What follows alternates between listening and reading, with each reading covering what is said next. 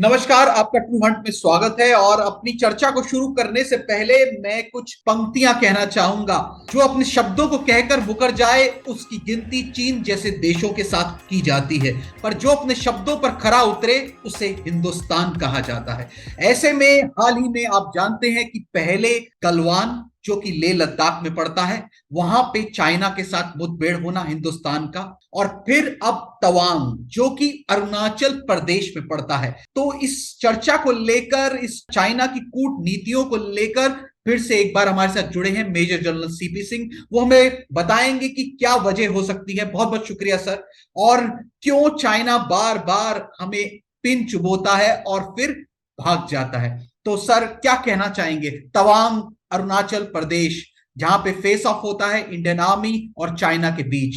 गलती बताई जा रही है चाइनीज की, पहल बताई जा रही है चाइना की तरफ से। क्या कहना चाहेंगे? देखिए गौरव, एक बार फिर से चाइनीज आर्मी को मुंह की खानी पड़ी है और उनको भारतीय सैनिकों के जो कौशल का फिर से एक नमूना मिला है। और इस बार गलवान में तो चाइना ने हमें सरप्राइज कर दिया था थोड़ा सा, और हमें उन्हें जवाब देने में थोड़ा समय लगा, लेकिन इस बार हम समझ गए थे कि इनकी बदमाशी क्या है और हम लोग पहले से ही तैयार थे। वो सारे हथियार जो वो गलवान में लेके आए थे वो अब हमने भी तैयार कर लिए हैं, और हम भी इस बिना हथियार की जो लड़ाई है, क्योंकि हम दोनों देशों के बीच समझौता है कि हथियार इस्तेमाल नहीं किए जाएंगे, उसके लिए हम पूरी तरह सक्षम थे और पूरी तरह तैयार भी थे। इसकी बैकग्राउंड क्या है कि जो एलएसी है, line of actual control, Bharat और चाइना के बीच में, उसका जो डिमार्केशन है वो ग्राउंड पे क्लियर नहीं है, और उसमें हम लोग कोशिश करते हैं कि इसमें डिसएंगेज रहें। आप भाई अपनी तरफ रहो, हम अपनी तरफ रहें। आप इस एरिया में पेट्रोलिंग मत करो, हम अपने एरिया में न करें। लेकिन ऐसा हो नहीं पाता है, और दोनों देशों की और स्पेशली चाइना की हमेशा ये नियत रहती है कि इस एरिया के अंदर जो डोमिनेटिंग हाइट्स हैं उन पे कब्जा किया जाए। अभी पहाड़ों की जो लड़ाई है वो पूरी तरह डोमिनेटिंग हाइट्स की है। तो हमारी जो ये स्टैंड ऑफ हुआ है यांगसे तवांग सेक्टर में, जो यांगसे सेक्टर है, बिल्कुल मैं उसकी बात करता हूँ, 17,000 फीट का एरिया है, और हमारे ट्रुप जो है उस पे ऊपर बैठे हुए थे, बहुत डोमिनेटिंग हाइट पे बैठे थे। तो चाइना की हमेशा कोशिश रहती है वो स्लाइसिंग वाली बात, जैसे मैंने पहले भी आपको बताया था गलवान के टाइम पे, कि वो धीरे धीरे स्लाइसिंग करता रहता है जहां पर भी ये डिस्प्यूटेड बॉर्डर है। और कई बार हम बोलते हैं चल छोड़ो जाने दो। तो इस बार उन्होंने ऐसा प्लान बनाया कि ये इंडिया की एक छोटी सी पोस्ट है, यहाँ पे 50 एक आदमी है, तो धीरे धीरे करके आगे बढ़े और इसको एक दिन से, इनको यहाँ से हटा के इस डोमिनेटिंग हाइट को हम कब्जा करें। ये पिछले काफी दिनों से, आई थिंक 15-20 दिन से ये इनकी प्लानिंग चल रही थी, और हम लोग पूरी तरह सजग थे। हम देख रहे थे कि चाइना का बिल्डअप भी हो रहा है, वो रोज आगे तक बढ़ते थे रैकी करने, फिर वापस अपने कैंप्स में लौट जाते थे। तो इस पोस्ट के ऊपर, जिसपे हमारे करीब 50 जवान वहां पे तैनात थे, उस पे करीब 300 सैनिकों ने हमला किया। और जैसे ही वो हमला कर रहे थे, वहां से जो हमारी पोस्ट है वो काफी दूर थी, पहले नीचे थी, तो जैसे गलवान में हुआ, मदद आने में थोड़ा समय लगा। लेकिन इस बार हमने जैसे ही पता था कि ये किसी न किसी दिन बदमाशी करेंगे, हमारी जो क्विक रिएक्शन टीम्स थी उसको नजदीकी एरियाज में पोस्ट कर दिया था। तो पहले चाइनीज को वार्न किया गया, जब वो नहीं माने तो जो वहां 50 जवान थे उन्होंने उनको रोकने की कोशिश करी और नीचे खबर भेज दी, और फिर जो धक्का मुक्की थी वो आपस में मारपीट में बदली हो गई। उन तो लेकिन 50 आदमियों की सोच के आए थे कि हम 300 जवान हैं तो 6 गुना है, इनको 50 को भगा के जमीन को हम कब्जा कर लेंगे। लेकिन उन्हें जब सरप्राइज हो गए कि हमारा रिएक्शन बहुत फास्ट रहा। पूछना चाहूंगा कि ऑफ कोर्स हम भी चाइना की कूटनीतियों से जो है वाकिफ हैं, और काफी जो है वो बॉर्डर जो है चाइना के साथ भी हमारा तनावपूर्ण रहता है।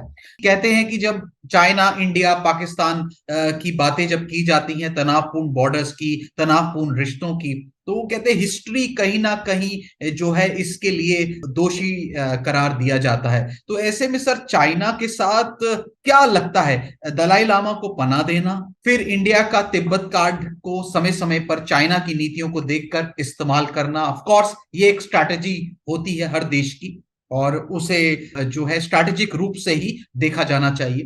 तो इस पर क्या कहना चाहेंगे सर आप? जब भारत आजाद हुआ था तो उस टाइम पे अंग्रेजों ने जब हमें ये एरिया विरासत में दिया, तो ये यहाँ तक कोई गया ही नहीं था। ये लाइन एक सिर्फ नक्शे पर बनी हुई थी, क्योंकि दोनों तरफ से एरिया बहुत ही इनएक्सेसिबल माना जाता था, और बहुत ऊंची झाड़ियां थी, बर्फ पड़ी होती थी, रास्ते नहीं थे, तो इस एरिया में कोई गया ही नहीं था। धीरे धीरे जब हम वहां पे गए तो उधर से चाइनीज ने इसको कन्फ्रंट किया, और उन्होंने बोला कि नहीं, आपका एरिया यहाँ तक है। हमने बोला हमारा एरिया यहाँ तक है।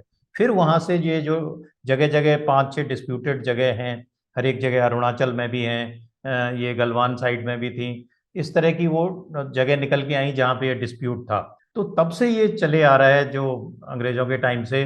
तो 62 में हमने कुछ सबक सीखे और उसके बाद फिर हमने अपनी फौज को स्ट्रॉन्ग करना शुरू किया। चाइना शायद यही सोच रहा है कि अभी भी ये 62 वाला भारत है, लेकिन सॉरी, ये 21वीं शताब्दी का भारत है। सर अब मेरा जो अगला सवाल है वो ये है कि हम काफी बार China, India, Pakistan, sensitive borders, लड़ाई के जो है बादल छा जाते हैं, तो ऐसी हम चीजें काफी ज्यादा सुनते हैं और आपके साथ हमारा डिस्कशन भी होता है कि चाइना के साथ ये हो गया। उन सब चीजों को देखते हुए जो लेह लद्दाख में हुआ था पहले भी, पैंगोंग लेक जिसका एक बॉर्डर एरिया माना जाता है, तो सर ऐसे में जो आज की खबरें हैं वो ये भी कहती हैं कि चाइना के साथ हम ट्रेड क्यों नहीं बंद कर देते। आज भी डिपेंडेंसी ऑफ प्रोडक्ट्स चाइना के साथ है, वो भी एक चीज रीजन है बहुत बड़ा कि चाइना को आज तक हम उतना इंटरनल हिट नहीं कर पा रहे क्योंकि हमारी उनके प्रोडक्ट्स पर डिपेंडेंसी है। क्या वजह हो सकती है सर? ये भी एक रीजन है क्यों हम नहीं बंद कर पा रहे पूरी तरीके से। गौरव जी, एक तो भारत और चाइना का काफी बड़ा ट्रेड है और हम चाहते हैं कि ये जो बॉर्डर डिस्प्यूट है इसको अगर एक किनारे रख दिया जाए तो हम एक दूसरे के साथ मिलकर चलें तो दोनों कंट्रीज की ग्रोथ होगी। लेकिन ट्रेड का जहां तक सवाल है, हमारा ट्रेड चाइना के साथ बहुत है, हम भी उन पे डिपेंडेंट है, वो भी हम पे ट्रेड के लिए डिपेंडेंट है और दोनों के लिए विन विन सिचुएशन है। अभी आपको याद होगा गलवान घाटी के बाद में हिंदुस्तान ने चाइनीज प्रोडक्ट्स को काफी कम कर दिया। उनकी दो चार कंपनियां ही बंद करने से वो तिलमिला गए और कहीं ना कहीं इसी का कारण था कि वो गलवान की जो लड़ाई थी वो आगे नहीं बढ़ी और चाइनीज वापस हो गए और आज धीरे धीरे डिसएंगेज हो रहे थे उस एरिया से। तो ये जो ट्रेड है, अभी जब भारत ने, आपने पढ़ा होगा, आत्मनिर्भर भारत का नया काम शुरू किया है या मेड इन इंडिया की बात करी है, तो हमारे जो हथियार हैं, युद्ध की सामग्री है और सारी चीज में हम आत्मनिर्भर होना चाहते हैं, क्योंकि जब हम किसी देश के ऊपर डिपेंडेंट नहीं करेंगे तो फिर हम उससे आंख से आंख मिला के बात कर सकते हैं। चाइना के साथ हमारा काफी ट्रेड है, वो जो ट्रेड है उसको धीरे धीरे ही कम किया जाएगा। हमने चाइनीज काफी कंपनियों को कम कर दिया है और नई कंपनियों को हम अपने देश में आने की कोशिश नहीं कर रहे हैं। जो वेस्टर्न कंट्रीज हैं वो भी चाइनीज उसको छोड़ के अपनी मैन्युफैक्चरिंग यूनिट्स इंडिया में ला रही हैं। तो सर कहने का मतलब ये है कि अगर ये ट्रेड की चीजों को धीरे धीरे कम किया जाए चाइना के साथ तो चाइना अपने रास्ते पे आ सकता है। देखिए गौरव जी, बिल्कुल सही बात है। इकोनॉमी आज सबसे बड़ा हथियार है।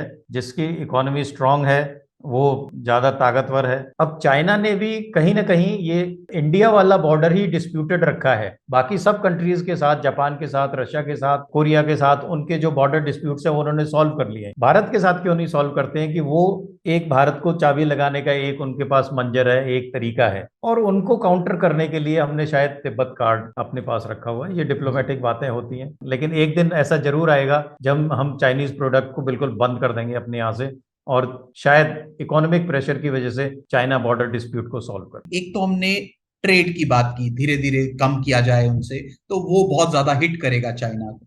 कोई और ऐसी स्ट्रैटेजी आर्मी के पॉइंट ऑफ व्यू से, डिफेंस फोर्सेस के पॉइंट ऑफ व्यू से आने वाले समय में देखी जा सकती है जो चाइना भारत के बॉर्डर्स पर तनाव क्रिएट करने से पहले 10 बार सोचे? क्या कहना चाहेंगे सर संक्षिप्त में, 2 लाइन में? पहली बात तो हम अपने डिफेंस का बहुत एक लार्ज सामान विदेशों से आयात करते हैं, तो हमें उसे धीरे धीरे कम करके और अपने देश में निर्मित करना चाहिए, जिससे कि हम किसी के इंटरनेशनल प्रेशर में नहीं आए। दूसरी बात, जो 1993 की जो समझौता है कि भाई हथियार लेके एक दूसरे से नहीं मिलेंगे और सिर्फ बॉर्डर एस्केलेट ना हो जाए, आई थिंक उस समझौते को अभी कोई मतलब नहीं रह गया है। उस समझौते को खत्म कर देना चाहिए और चाइना को ये वार्निंग दे देनी चाहिए कि ये एरिया हमारा है, अगर लड़ाई एस्केलेट होती है थोड़ी तो उसके लिए भी हम पूरी तरह तैयार हैं। तो ये थे हमारे साथ मेजर जनरल सीपी सिंह, जिनका साफ तौर से कहना है कि अब चाइना नहीं माना तो भारत फिर उसे मना के छोड़ेगा। तो बहुत बहुत शुक्रिया सर, जय हिंद।